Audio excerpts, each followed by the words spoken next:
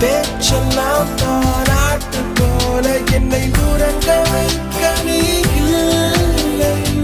தினமும் ஒரு முத்தம் தந்து காலை காஃபி